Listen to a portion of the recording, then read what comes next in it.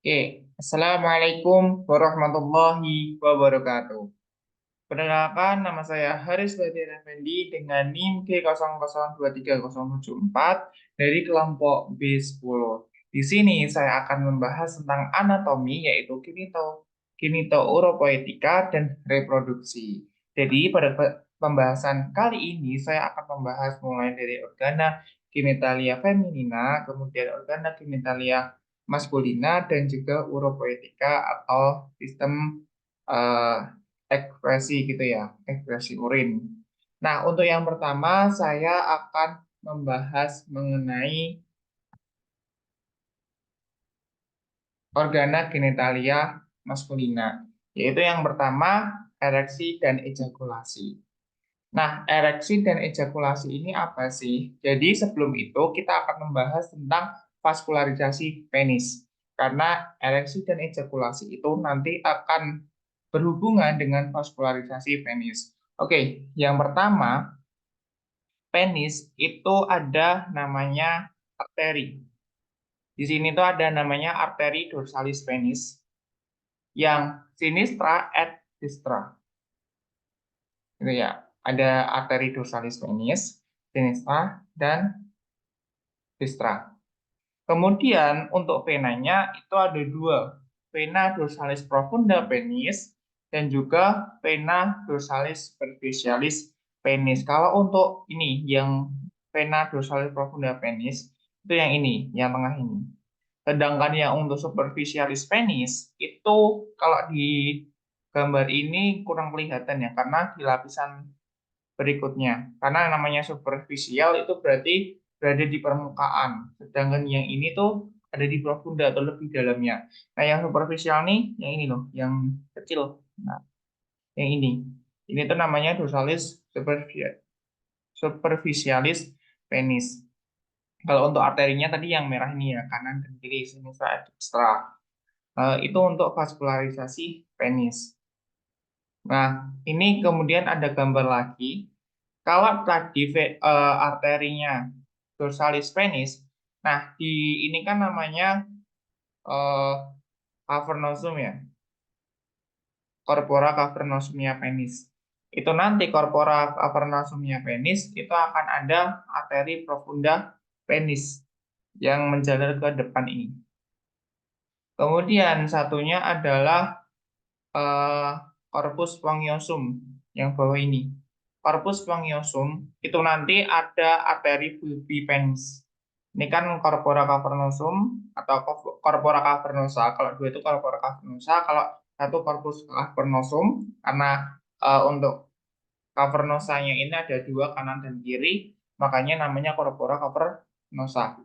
Nah, corpora cavernosa ini dilalui oleh arteri profunda penis, sedangkan yang corpora spongiosum itu arteri bulbi penis. Kenapa kok bulbi? Karena bulbi itu bulbus penis itu merupakan ujung dari corpora di ujung dari corpus spongiosum itu.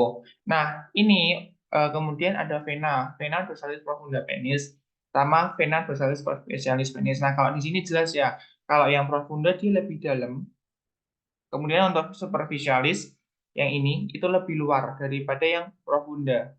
Sesuai namanya aja, profunda berarti dalam, superficialis berarti luar. Nah, kemudian yang untuk arteri bulbi penis tadi juga bercabang-cabang ya, arteri uretralis karena dilewati oleh uretra. Seperti itu.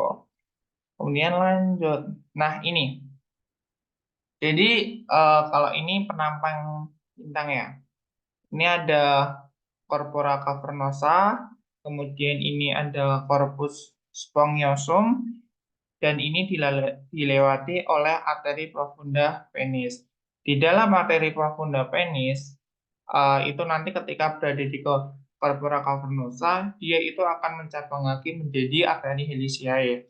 Yang nantinya ketika terjadi ereksi, arteri itu akan menyebarluaskan darah dan masuk ke arteri heliciae sehingga corpora cavernosanya ini dia akan terpenuhi darah begitu ya. Ketika terpenuhi darah maka yang lain atau yang Mana ini? Yang luarnya atau fascia penisnya ini akan tertekan, yang dimana ketika fascia penisnya akan tertekan, di situ ada namanya vena dorsalis profunda penis. Yang tengah ini dan juga ada vena dorsalis superficialis penis yang ikut tertekan juga. Kayak kegendat gitu loh. Ininya membesar, yang corpora cavernosanya membesar karena tersuplai oleh darah, kemudian fascia penisnya dia akan terjepit sehingga venanya itu juga akan terjepit sehingga darah yang berjalan itu hanya bisa masuk saja tapi dia nggak bisa keluar karena arteri buat masuk kemudian dia akan balik lewat vena itu nggak bisa venanya kejepit makanya terjadi ereksi. Nah untuk vaskularisasinya itu apa mungkin akan saya terangkan di slide selanjutnya, mungkin ini akan saya bahas lagi ya. Oke, jadi mekanisme ereksi dan ejakulasi. Kalau mekanisme ereksi itu nanti akan ada nervus parasimpatis, sedangkan ejakulasi itu simpatis. Nah, untuk ejakulasi sendiri itu dibagi menjadi dua tahap, yaitu emisi dan ejakulasi. Kalau emisi, substansi ejakulasi dari OGM atau organa genitalia maskulina interna menuju uretra. Jadi mulai interna itu mungkin ada testis ya. Dalam testis ada tubulus contractus seminiferus, tubulus rectus seminiferus, kemudian keluar ke rete testis, kemudian keluar lagi ke efferents, kemudian keluar lagi ke epididymis, di epididymis nanti sperma akan dimatangkan, kemudian nanti juga keluar ke ductus deferens, kemudian ditampung sebentar oleh ampula ductus deferens, kemudian keluar ke eh, ductus ejaculatorius, kemudian keluar ke uretra. Nah, uretra nanti akan dibagi menjadi tiga pars, yaitu pars prostatika, pars membranacea atau membranosa, kemudian yang ketiga itu pars spongiosa karena melewati spongiosa atau corpus spongiosum. Kalau ejakulasi tadi kan substansia ejakulat keluar dari OUE. OUE itu apa sih? OUE itu ostium uretra externum atau apa ya? Ostium itu kayak lubang terluar dari uretranya. Jadi dia menuju ke eksternal. Itu. Nah, untuk mekanisme ereksi itu terkait sistem saraf parasimpatis. Rasa atau stimulus seksual akan diproses pada jarak supraspinal di area preoptik, medial, dan nucleus paraventricularis di hipotalamus dan hipokampus yang merupakan pusat integrasi fungsi seksual dan ereksi.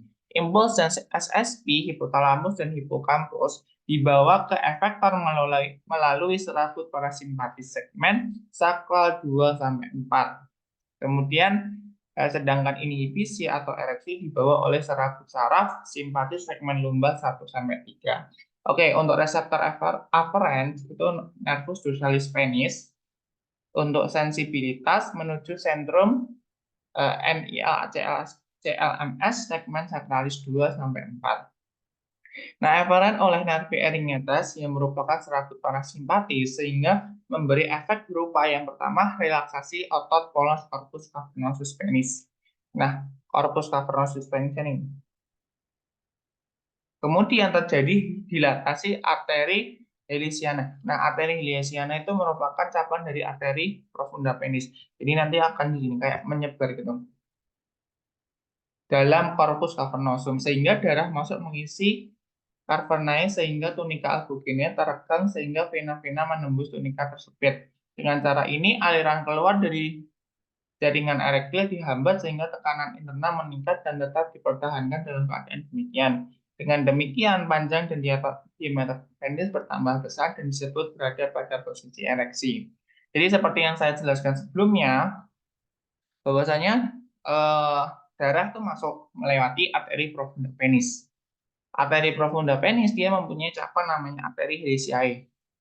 Nah, arteri Heliciae ini nantinya akan menyalurkan darah ke corpora cavernosanya penis. Corpora cavernosanya penis ketika terisi darah, maka dia akan membesar. Nah, ketika akan membesar, maka ada yang namanya tunika albuginian. Ya, kuning.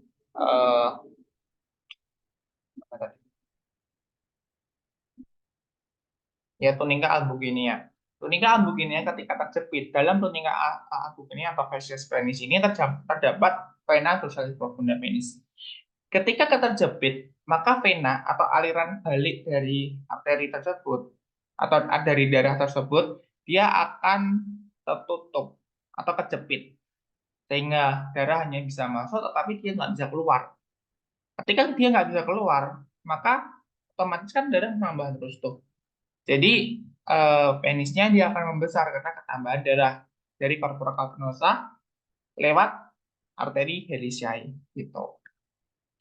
Itu untuk mekanisme ereksi. Nah, sekarang ejakulasi, itu mekanisme ejakulasi terdiri dari dua proses, yaitu emisi dan ejakulasi, seperti yang saya terangkan sebelumnya ya. Emisi adalah transmisi cairan semen ke dalam uretra, sedangkan ejakulasi adalah keluarnya cairan semen dari ostium uretra externum. Begitu. Kemudian reseptor atau kulit glans penis ductus deferens yang penuh afferent oleh nervus pudendus sindrom akan membawa rangsang menuju segmen lumbalis 1 sampai 3.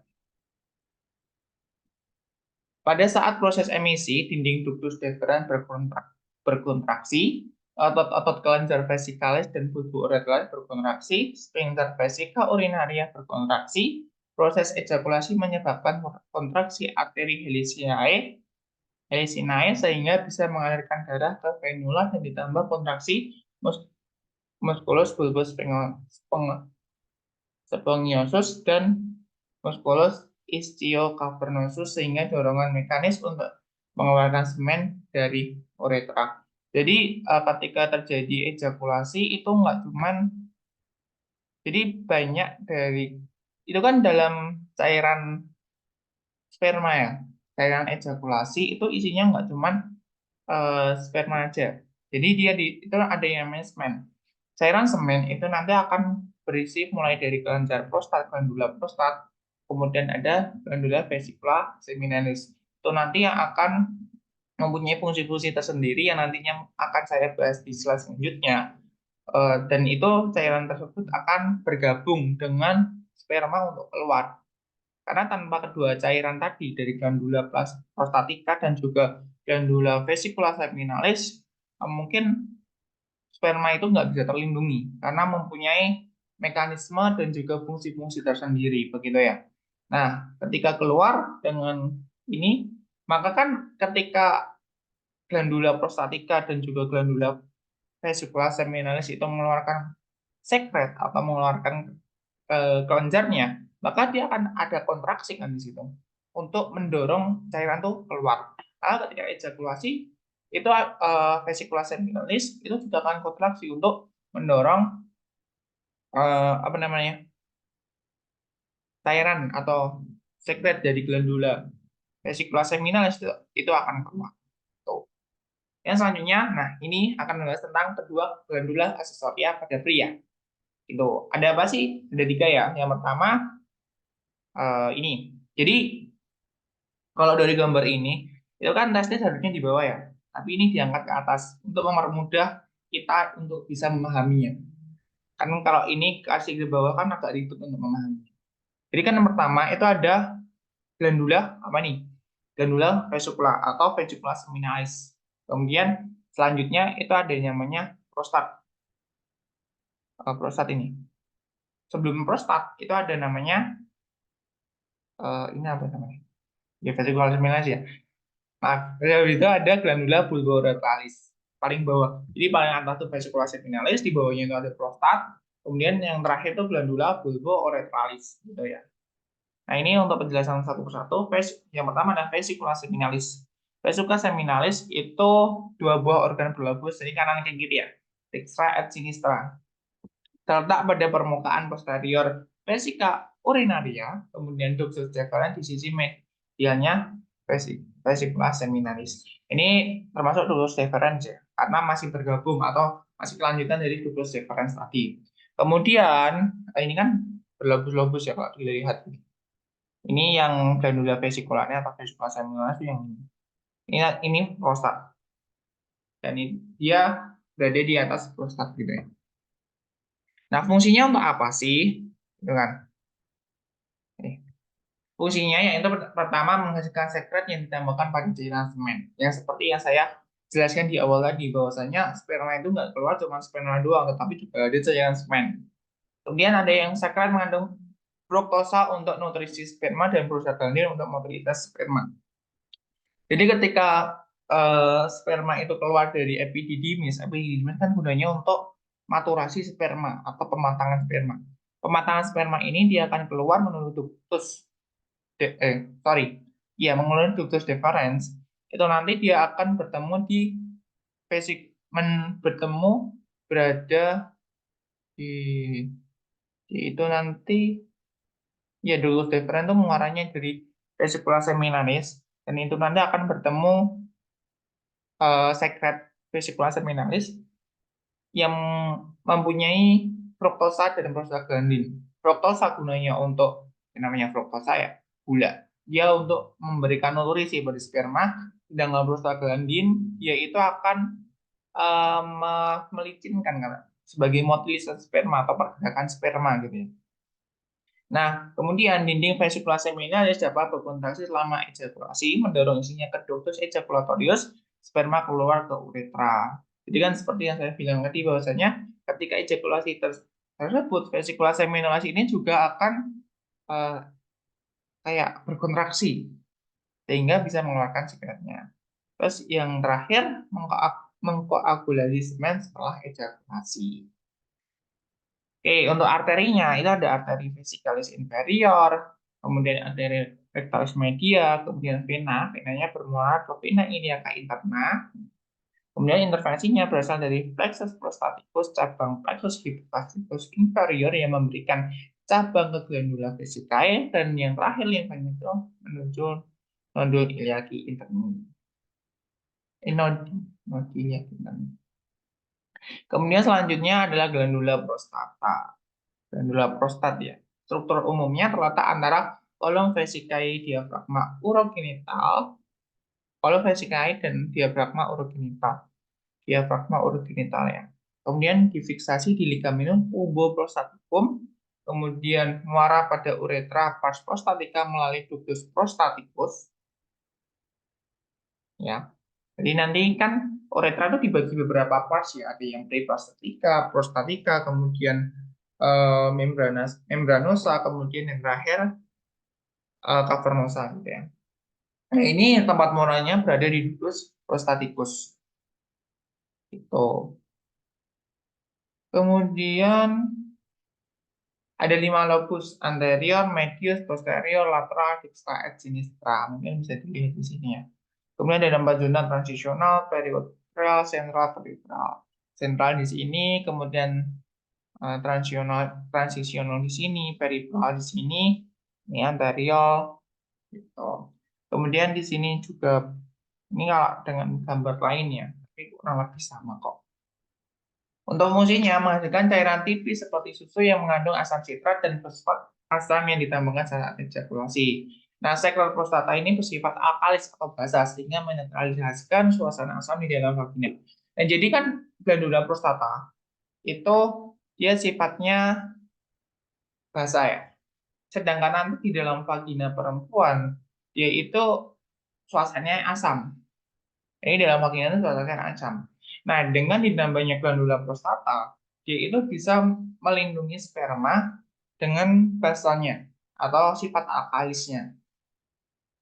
Sehingga ketika nanti masuk ke vagina, maka glandula prostata ini yang sifatnya basa ketemu asamnya vagina, maka akan netral.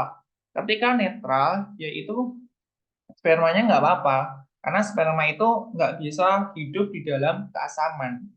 Ketika hidup dalam keasaman, maka dia akan mati. Makanya dinetralkan oleh glandula prostata ketika ketika masuk ke dalam vaginanya gitu. Nah, yang terakhir itu ada glandula bulbo-urethralis. Glandula bulbo-urethralis itu yang kecil nih, kanan dan kiri ya. Terletak di bawah diafragma urogenital, di bawah musculus sphincter urethra externum. Nih, kemudian salurannya akan bermuara pada uretra pars spongiosum. Jadi ini kan glandula bulbourethralis-nya. Nah, muaranya itu di sini. Ini itu udah mulai dari pars spongiosum ya, udah mulai bagian penisnya. Kemudian homolog dengan glandula vestibularis major pada wanita. Selanjutnya, fungsinya menghasilkan sekret pada fase ereksi cairan mukus untuk panumas sebelum berhubungan seksual. Jadi glandula bulbo-uretralis ini nanti yaitu biasanya akan keluar ketika dirangsang ya. Jadi ketika terjadi ereksi kemudian dirangsang, maka yang keluar pertama itu glandula bulbo-uretralisnya. Itu cahayanya bening. Jadi eh, ini belum keluar spermanya ya, jadi belum keluar semennya. Baru pertama kali keluar itu adalah bulbo uretralis. Jadi cairan yang pertama kali keluar itu bulbo uretralis. Bulbo uretralis itu cairannya bening dan ya itu gunanya apa? Bulbo uretralis itu bersifat basa alkalis. Nah, kenapa kalau basa alkalis gunanya untuk apa sih? Jadi gunanya itu pertama di dalam saluran uretra plus eh, spongiosa atau cavernosa itu kan dilewati oleh urin. Urin bersifat asam. Nah, apa gunanya bulbo uretralis? Bulbo uretralis tadi kan bersifat basah. Makanya sama seperti glandula prostata tadi, yaitu fungsinya untuk menetralkan uh, uretra plus spongiosa atau uretra plus cavernosa untuk menetralkan. Jadi ketika sperma nanti keluar, yaitu kayak bisa apa ya? Yaitu bisa netral gitu loh. Suasananya pas uretra pas cavernosanya itu dia akan netral sehingga ketika spermanya keluar dia akan baik-baik saja. Cuman bedanya bahwa yang glandula bulbo-uretralis tadi dia keluar duluan sebelum sperma, tetap keluar dulu sebelum sperma dan dia akan menetralisasi di bagian uretra pas spongiosa, sedangkan yang glandula prostata itu nanti keluar bareng ejakulasinya atau bareng spermanya dan dia berfungsi untuk menetralkan di vaginanya gitu. Ini untuk glandula bulbo-uretralis. Oke. Kemudian yang ketiga kita masuk pada organa genitalia feminina. Itu organ reproduksi perempuan dan kita fokus pada fertilisasi ya, fertilitasi dan implantasi embrio. Oke, yang pertama anatomi UGF dulu. Ketika kita mempelajari atau berdiskusi mengenai fertilisasi dan juga implantasi dari sel ovum yang sudah dibuahi oleh sperma, maka kita harus tahu anatomi UGF internal dulu. Apa sih anatominya? Jadi di dalam anatomi UGF internal itu yang pertama ada ovarium. Nah, dalam ovarium ini ada yang namanya folikel. Nah, folikel itu banyak. Ada beberapa ya. Mulai dari primordial, kemudian ada sekunder, tersier, dan yang terakhir folikel de Graaff. Folikel de Graaff sudah mengeluarkan. Jadi folikel de Graaff itu yang dia mengeluarkan mengeluarkan ovum. Ovum yang sudah matang dia akan menjadi folikel de Graaff. Nah, folikel de Graaff ketika sudah mengeluarkan sudah mengeluarkan ovum, maka folikel de Graaff ini akan menjadi corpus luteum. Dan nantinya dia akan berfungsi untuk menghasilkan hormon untuk menunjang dari apa namanya? Menunjang dari ovulasi gitu. Ini ada ovarium. Nah, terus di sini kita ada ligamentum ovarii proprium yang yaitu digunakan untuk menopang atau memfiksasi dari ovarium itu sendiri. Nah, ini tuh ada namanya tuba uterina atau tuba uterina. Tuba uterina tuh kayak uh, salurannya uterus. Dan dia itu nanti berfungsi untuk menyalurkan ovum dari ovarium ke uterus. Tapi nanti ketika dia ovulasi, jadi kan ketika ovulasi nih, kalau punya ovulasi, hormonnya bekerja, maka ini ada namanya fimbriae. Info di bulum tuh di sini, kemudian di sini ada fimbriae. Fimbriae itu akan menangkap ovumnya. Nah, akan menangkap, maka ovumnya akan masuk ke fimbriae dan dia akan berada di infundibulum, kemudian dia berada di ampula tuba uterina. Dan pada ampula tuba uterina ini nanti ovum itu akan berada di situ. Nanti dia akan stuck di situ, dan dia akan menunggu sel sperma yang akan masuk dari vagina. Jadi spermanya akan ke sini, dan kemudian dia akan bertemu di ampula tuba uterina. Gitu ya. Nah, terus kita cari lagi apakah ada. Nah, ini ada eh, ligamentum latum uteri, itu yang kayak gini. Yang ini tuh paling gede di organa genitalia feminina. Nah, kemudian di sini uterus ya. Ini uterus. Di sini tuh ada cervix, kanal cervix uteri. Di sini ada vagina. Nah, terus di sini tuh ada tunikanya ya. Ada perimetrium itu yang paling luar, kemudian myometrium yang tengah, kemudian ada namanya endometrium yang paling dalam. Nah, endometrium ini nanti dia yang akan meluruh pada saat terjadi menstruasi. Gitu. Mungkin di sini juga sama, ini loba uterina, kemudian ligamen ovari equilibrium, ini ovarium, ini corpus uteri. Oh ya, ini namanya corpus, badannya, badan uterus itu corpus, dengan yang atasnya ini fundus, kayak ujungnya fundus itu. Ovarium, mesosalping itu yang nanti akan memfiksasi dari ovarium, kemudian mesovarium ini ligamentumnya. Kemudian ada namanya ligamen suspensorium ovarium. Nah, ini mengenai tentang fertilisasi. Bentar.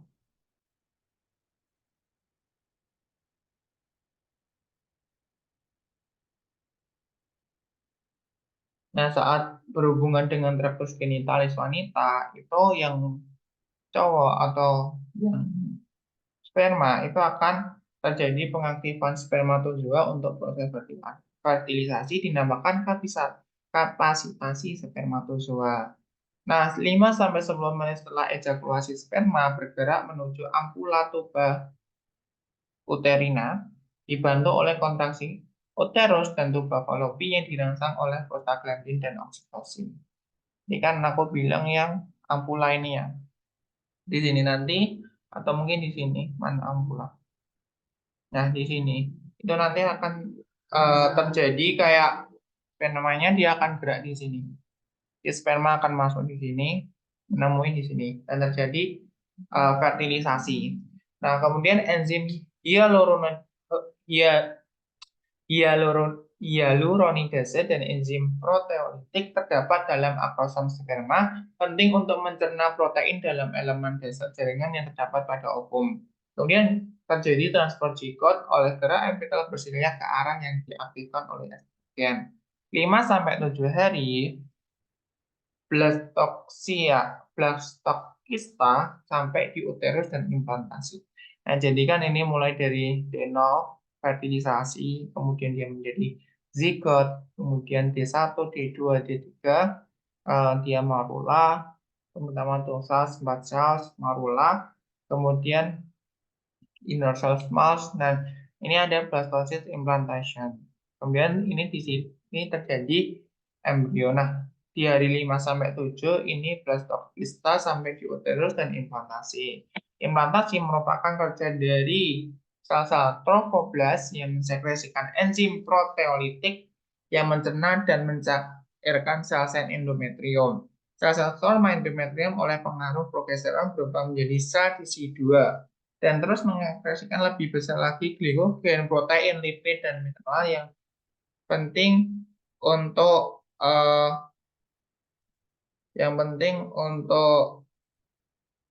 makan embrio pada awal kehidupan 8 minggu. Kemudian bila tidak ada terjadi kehamilan, corpus luteum involusi. Tadi kan aku udah bilang di awal bahwasanya follicle the graft itu ketika udah mengeluarkan ovum dia akan menjadi corpus luteum, dan corpus luteum ini akan menghasilkan atau memproduksi hormon, dan ketika dia tidak ada kehamilan corpus luteum akan involusi setelah 12 hari.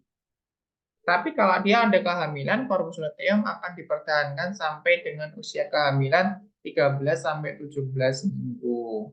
Gitu. Nah, ya.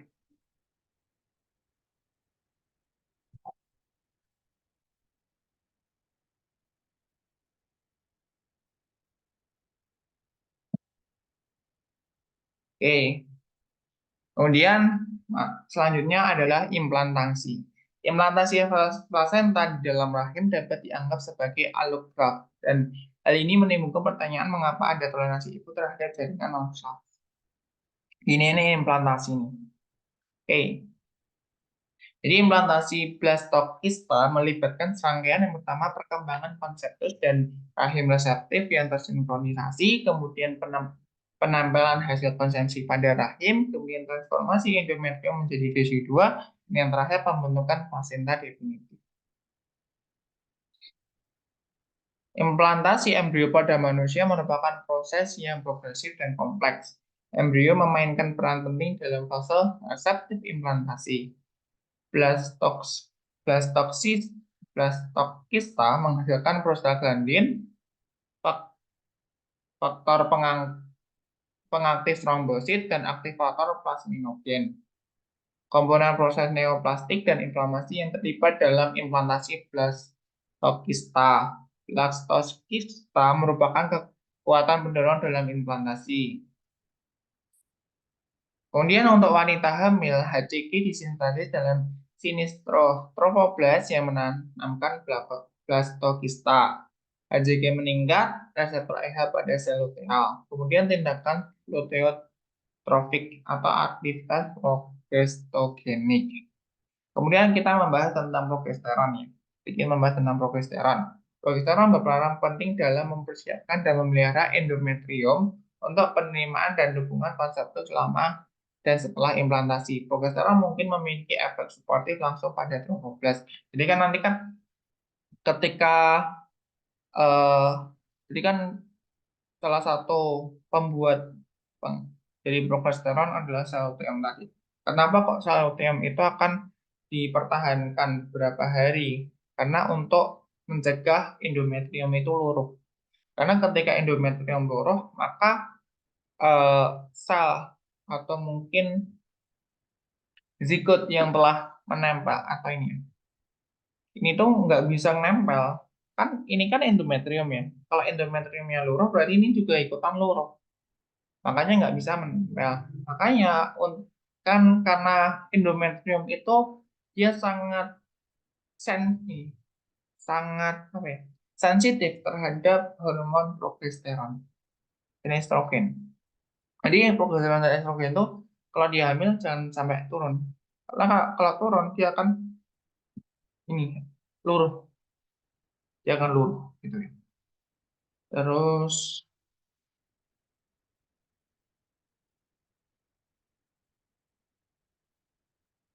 tapi setelah 4 sampai 5 minggu untuk corpus luteum tadi kan sebelumnya itu kan menghasilkan progesteron ya. Nah, setelah 4 sampai 5 minggu perannya terbatas dalam memproduksi progesteron. Nah, karena itu maka plasenta muncul sebagai sumber utama sintesis progesteron. Dan plasenta ini juga yang nantinya akan memberikan nutrisi kepada bayi. Gitu. Nah, kemudian yang selanjutnya yang keempat itu ada uropoetika. Apa sih uropoetika? Uropoetika itu merupakan pembelajaran mengenai pengeluaran urin atau penghasilan urin. Nah, pertama kita akan membahas tentang proses perjalanan urin. Proses perjalanan urin itu dimulai dari mana sih gitu ya? Yang pertama itu dari ginjal. Jadi nanti di ginjal itu akan ada namanya filtrasi, reabsorpsi, augmentasi. Itu digunakan untuk menyaring darah yang ada di dalam tubuh kita sehingga darah itu akan bisa mengeluarkan darahnya. Tapi darah itu akan difiltrasi sehingga akan bisa mengeluarkan zat-zat yang toksik dalam tubuh seperti urea, kemudian ureum sama urea itu sebenarnya tingkatan kurang gimana ya? Kayak dia turunannya aja, sama-sama berbahaya, sama-sama toksik. Kemudian masih banyak lainnya. Kemudian di sini kan ada ginjal nih. Ginjal nanti tempatnya untuk filtrasi. Dalam ginjal itu ada, kalau di dalam histologi ada yang gumbal lurus, badan corpus palmopipiki, kemudian ada kapsula Bowman, kemudian tuberus proximal, tuberus distal, dan nanti yang akan digunakan untuk proses filtrasi, reabsorpsi, dan lain sebagainya. Nah, nanti di dalam ginjal itu selesai, maka dia akan turun ke pelvis renalis. Pelvis renalis itu ini nanti mungkin akan saya tunjukkan gambar yang lebih jelas nanti. Ketika pelvis renalis ini turun ke sini, ini hasil dari urinnya turun ke sini, maka dia akan masuk ke ureter. Ureter, ureter itu apa? Ureter itu penghubung antara ginjal dengan vesika urinaria. Ini vesika urinaria. Ketika vesika urinaria udah selesai nih, dia akan turun dan turun akan keluar pada uretra mulai dari pras, sorry, pars pre-prostatica, pars prostatica, pars membranosa, pars spongiosum. Kemudian keluar menuju penis dan yang terakhir dia akan keluar sebagai urin. Itu ya, ini untuk urutannya tadi. Nah, jangan terbalik antara uretra dan juga ureter. Kalau ureter dia itu antara ginjal dan juga vesika urinaria. Sedangkan kalau uretra, tra itu dia ada di luar. Ada yang paling akhir gitu, penis. Nah, ini pertama kita akan membahas tentang ginjal. Jadi lapisan pembungkusnya dari profunda ke superficial itu ada capsula fibrosa, perirenal fat, fascia renalis, dan pararenal fat. Jangan kebalik ya, perirenal dulu baru pararenal dulu. Dari profunda berarti dari dalam ke superficial dari luar. Kemudian selanjutnya ada fixator. Nah, menyokong dan memfiksasi ren akrata pada tempatnya. Pada tiga fascia renalis, arteri atau vena renalis, dan corpus adiposum, pararenal, dan perirenal fat. Corpus adiposum itu kayak adiposum. Adiposum itu lemak. Kemudian selanjutnya nah ini jadi ginjal, itu dibagi menjadi dua. Yang pertama ada korteks ginjal, dan yang selanjutnya adalah medula ginjal. Apa sih korteks ginjal, apa sih medula ginjal? Jadi korteks ginjal itu yang ini, yang luarnya. Nah ini korteks renalis. Sedangkan medulanya itu yang kayak ada piramid-piramidnya ini. Gitu ya. Nah, di dalam korteks ginjal itu ada namanya columna renalis seperti ini. Nih. Kemudian ada arcus corytaceus. Kalau untuk medula ginjal itu ada piramidis renalis. Yang bentuknya piramida-piramida ini namanya eh, piramidis renalis. Sesuai ya, piramidis bentuknya piramida. Kemudian papilla renalis itu yang ini. Yang kursornya kemudian. Nah, ini papilla renalis yang ini. Kemudian jadi kan ini cairannya itu berada, cairannya itu kan pertama di sini. Ini di korteks dia akan ada glomerulus dan lain sebagainya. Dia kemudian turun, kemudian dia akan masuk ke ini papilla renalis. Nah, papilla renalis dia akan ditangkap oleh kalix minor. Kalix minor itu yang ini. Satu, dua, tiga. Ini kalix namanya kalix minor. Nah, kalix minor itu disatukan oleh kalix mayor. Kalix mayor itu yang ini. Yang ini, yang pertemuan dari kalix minor. Jadi kalix minor bertemu menjadi satu menjadi kalix mayor. Ini kalix mayor. Ya. Kemudian kalix mayor dia akan bertemu satu menjadi pelvis renalis. Pelvis renalis. Kalau sinus renalis itu sini. Ini. Ini sinus renalis. Kalau pelvis dia masih masuk ya. Masuk ke apa namanya? Salurannya. Dia masuk masuk salurannya. Kemudian yang terakhir foramina papillaria. Ini untuk bagian dari ginjal. Nah, ini untuk arterinya. Jadi itu kan eh, ginjal itu kan berfungsi untuk menyaring darah ya. Nah, darahnya itu dari mana? Yang pertama itu ada aorta, aorta dari jantung, aorta, terus kemudian arteri renalis. Arteri renalis dia akan masuk menjadi arteri segmentalis. Kemudian arteri segmentalis dia akan masuk menjadi arteri interlobaris atau interlobar. Kemudian ada arteri arcuata, kemudian arteri interlobularis. Ya, kortikal tuh sama dengan interlobularis. Kemudian ada afferent arteriolar, glomerulus efferens, terus kemudian naik ke atas lagi. Jadi ngapalinya itu pertama segmen interlobaris, lobaris itu yang gede, yang ya. Kemudian arcuata, kemudian kortikal kortikal itu sebenarnya interlobularis itu. Kemudian ada lagi segmentalis, interlobular. Nah, oke, kemudian selanjutnya ada ureter. Nah, ureter itu kan yang ini. Nah, ureter itu ada penyempitannya. Yang pertama itu uretropelvic junction. Jadi, yang seperti namanya uretropelvic junction. Nah, itu berarti antara ureter dan juga pelvis. Jadi berada di sini. Itu namanya penyempitan. Pertemuan pelvis renalis dengan ureter. Kemudian saat ureter menyilangi bifurkasio di arteri iliaca communis di tepi apertura pelvis superior. Dan yang terakhir saat ureter memasuki vesika urinaria. Tiga penyimpanan tersebut merupakan lokasi tersebut yang terjadi ureteroiltiasis atau batu ureter. Kemudian yang selanjutnya vesika urinaria. Ini struktur eksternal VO itu ada apex atau puncaknya. Nih, apex vesicae, kemudian basis facies posterior vesicae. Basisnya ada kelihatan sih. Facies superior vesicae, facies interlateralis, dan kolom vesicae. Ada lagi enggak?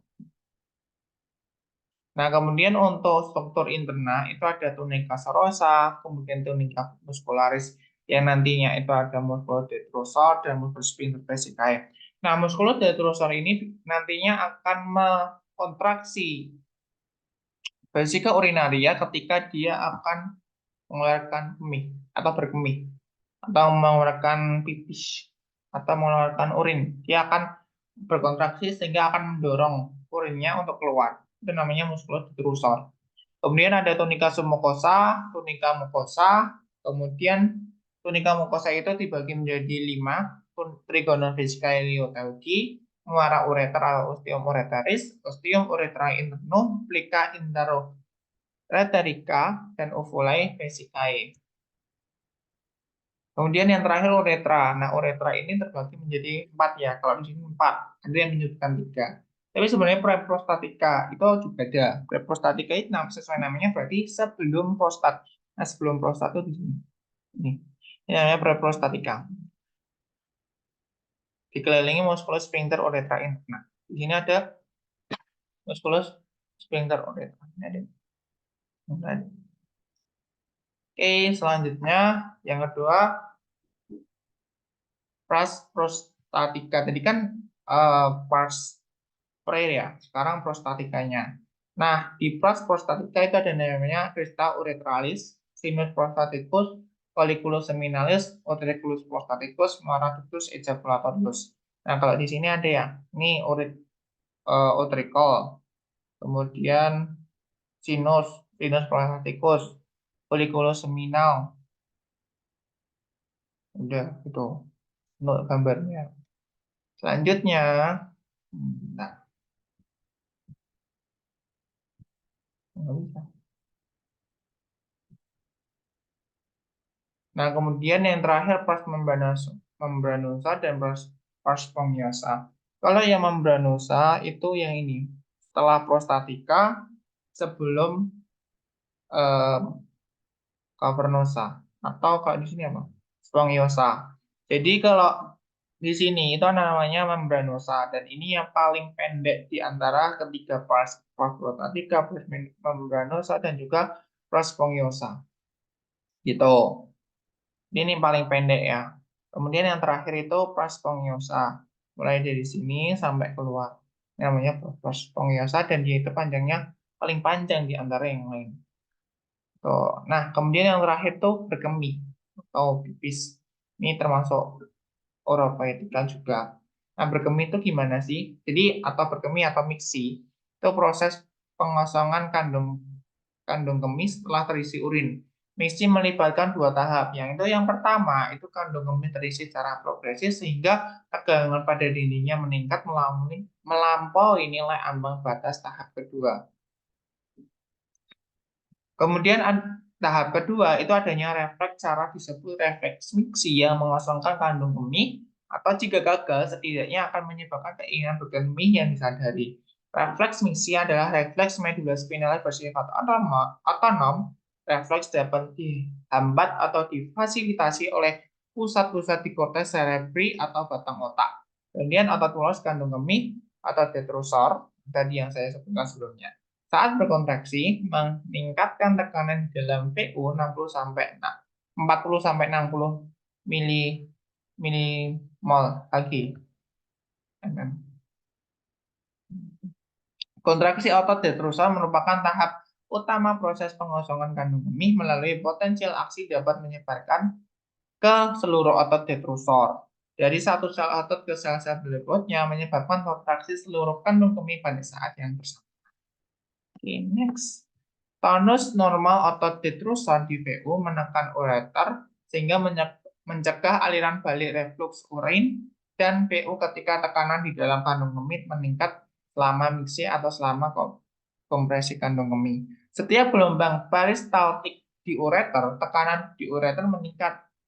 Daerah yang menuju PO membuka dan memungkinkan aliran urin ke dalam PO atau vesika urinaria. Jarak tempuh ureter di PO lebih pendek dari normal, sehingga kontraksi PO selama miksi tidak selalu menyebabkan oklusi ureter yang lengkap. Akibatnya, sebagian urin di VO didorong ke belakang ke arah ureter atau reflux vesiko ureter. Jadi nanti dia urinnya akan naik lagi, menyebabkan pembesaran ureter, tekanan dalam kalises ginjal dan struktur medula ginjal meningkat sehingga kerusakan ginjal karena urinnya balik ke ginjal lagi dari vesiko urinaria dia masuk lagi ke ureter, kemudian masuk lagi ke ginjal karena sehingga menyebabkan kerusakan ginjal.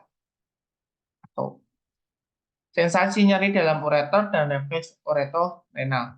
Jadi ureter ini dipersyaratkan oleh syarat-syarat nyeri bila ureter terbendung misalnya oleh batu ureter seperti ini namanya batu ureter.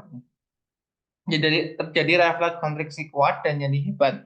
Impuls nyeri menyebabkan refleks simpatis balik ke ginjal untuk mengonstriksi arteriol ginjal sehingga menurunkan keluaran urin dari ginjal atau refleks ureto-renal untuk mencegah aliran cairan yang berlebih ke pelvis ginjal pada keadaan ureter terbendung.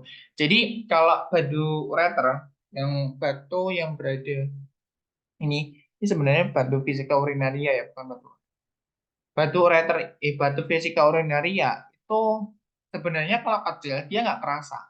Orang yang mengidap penyakit batu vesika urinaria itu ketika batunya itu masih kecil, itu nggak kerasa. Ketika batunya udah gede, udah besar, itu baru dia akan ngerasa nyeri. Nah, bahayanya di sini. Dia tahu-tahu besar, karena ketika kecil dia nggak kerasa. Berbeda ketika berada di ginjal atau ureter. Kecil pun dia akan terasa. Yang namanya ginjal ya. Ginjal kalau ada batunya sekecil apapun dia akan terasa dan dia akan nyerinya sangat luar biasa. Gitu. Berbeda sama vesika urinaria. Vesika urinaria harus gede dulu, batunya gede dulu, baru kerasa. Sehingga ketika mungkin ada pasien yang mengidap batu vesika urinaria, itu dia itu kalau ke rumah sakit, ketika udah nyeri di situ, berarti tandanya batunya udah gede. Tapi berbeda ya sama ginjal. Ginjal tuh kecil aja udah terasa karena menusuk-nusukkan. Karena dalam ginjal kan ada piramida dan sebagainya yang benar untuk memfiltrasi darah. Oke. Nah ini pengantaran refleks dan volunteer proses berkemih. Pengantaran refleks, kandung kemih terisi, reseptor regang, kemudian parasimpatis, kandung kemih berkontraksi, tapi interuretra internal secara mekanik terbuka bila kandung kemih berkontraksi kemudian berkemih. Nah, tapi ini sphincter uretra ekstra terbuka bila motor neuron dihambat. Nah, ketika dihambat dia nggak akan berkemih. Sphincter uretra eksterna tetap tutup bila motor neuron dirangsang. Jadi ketika ini cortex cerebri ya, cortex cerebri, kemudian reseptor regang, motor neuron menuju sphincter uretra eksterna, ini bisa tidak berkemih. Kalau ini akan berkemih. Jadi tergantung korteks cerebrinya atau kandung kemih terisi. Gitu. Jadi di berkemih itu ada proses dari otaknya juga ya, dari sarafnya juga. Jadi nggak cuman kayak tiba-tiba berkemih, kita juga bisa menahannya. Mungkin gitu. Nah ini ada untuk daftar pustakanya dan terakhir. Oke, jadi mungkin itu saja dari saya. Kurang lebihnya mohon maaf dalam penjelasan anatomi ini. Semoga ini bisa bermanfaat untuk kita semuanya dan bisa menambah wawasan kita terhadap anatomi. Kurang lebihnya mohon maaf. Wassalamualaikum warahmatullahi wabarakatuh.